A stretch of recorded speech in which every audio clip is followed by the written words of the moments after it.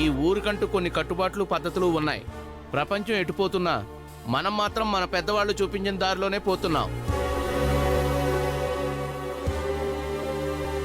అలాంటిది ఈరోజు మన ఊళ్ళో ఒక ఘోరం జరిగింది. మన అమ్మవారి నగలు దొంగతనం చేశారు. దొంగతనం అన్న పదమే తెలియని మన ఊళ్ళో మొదటిసారిగా ఆ పదం వినిపించింది. మన ఊర్లో నగలు దొంగతనం చేసే సాహసం ఎవ్వరూ చేయరు. మన వాళ్ళ మీద మనకు అనుమానం లేదు. ఇది ఖచ్చితంగా బయట వాళ్ళ పనే. మీరన్నది నిజమే చిన్నాన్న. ఇది మన ఊరు వాళ్ళు చేసిన పని కాదు, బయట నుంచి వచ్చిన వాళ్లే చేసుంటారు. మన ఊళ్ళో బయట వాళ్ళంటే ఎవరున్నారు? ఇతను తప్ప.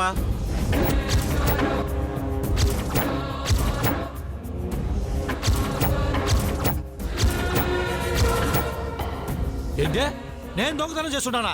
ఎట్ట కనిపిస్తున్నా నీ కట్టికే? దొరికేదాకా అందరూ దొరలే. మా ఊర్లో కొత్త మనిషి అంటే నువ్వు ఒక్కడవే. దొంగతనం చేయాల్సిన కర్మ ఆయనకే ఉందండి. దొంగతనం కర్మతో చేయరు, ఆశపడి చేస్తారు. నాకెందుకో ఇతనే చేశాడనిపిస్తోంది. ఇదిగో ఇట్లాంటి మాటలు మాట్లాడద్దు. ఏమన్నా పడుతున్నాను కదా అని ఇట దొంగతనం నా మీద ఇస్తే నేను ఊరుకుంటాను అనుకుంటున్నావా? ఊరుకోకేం చేస్తావు? ఏం చేస్తావు?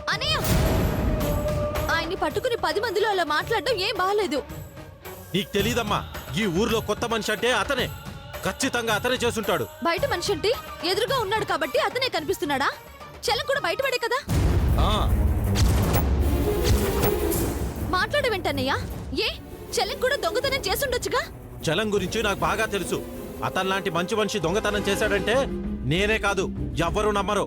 నీకు చెల్లం మీద అంత నమ్మకం ఉంటే నాకు ఆయన మీద అంతే నమ్మకం ఉంది.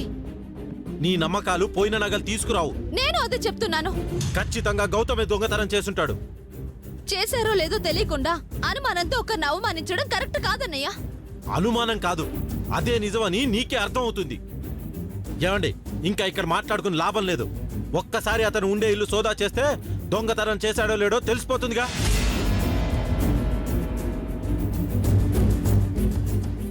ఆయన ఉన్న ఇల్లును సోదా చేస్తే చెల్లం ఉన్న ఇల్లును కూడా సోదా చేయండి.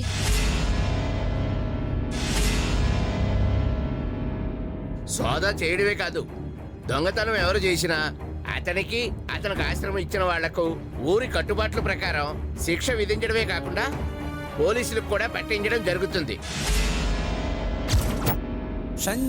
ఇదేంటి శిక్ష ఆశ్రయం ఇచ్చిన వాళ్ళకు కూడా అంటున్నారు? మనకేంటండి భయం? తేడా వస్తే ఏమున్నదక్కో ఈ ఊళ్ళో నాకింకా ఏమున్నదక్కో అంటూ పాడుకుంటూ పోవాలి. చాలే ఆపండి. ఆలస్యం చేస్తే అమ్మవారి నగలు పొలిమేర దాటిపోతాయి. ఆ కార్యక్రమం ఏదో త్వరగా కానివ్వండి. ముందు మా చలంతోనే మొదలు పెట్టండి. సరే, వెళ్ళి చూడండి. సరే.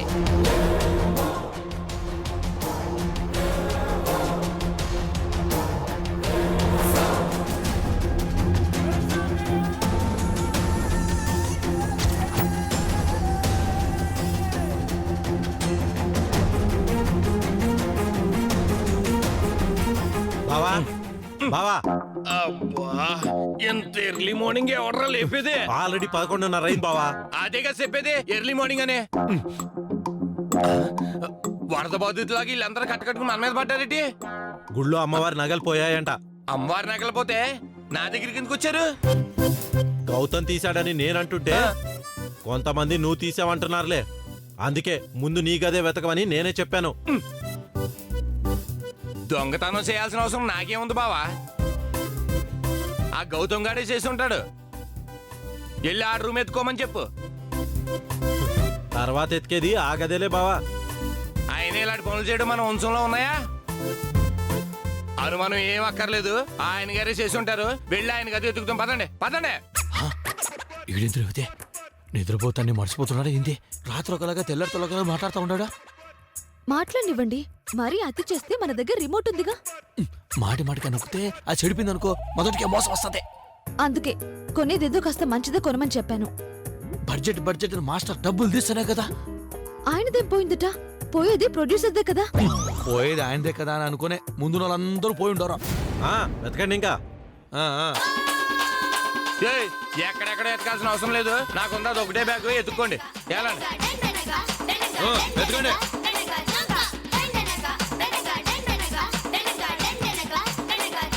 Ding ding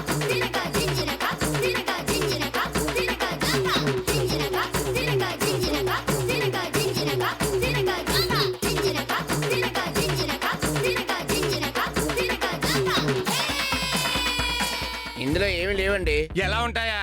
నిజంగానే నగలు నేను కొట్టేసి ఉంటే హాయిగా ఎలా పడుకుంటాను? ఈ పాటి పారిపోయి ఉండేవాడు కదా. ఏం పెద్ద మనుషులయ్యా, ఎతికారా ఉన్నాయి కొట్టేశారా?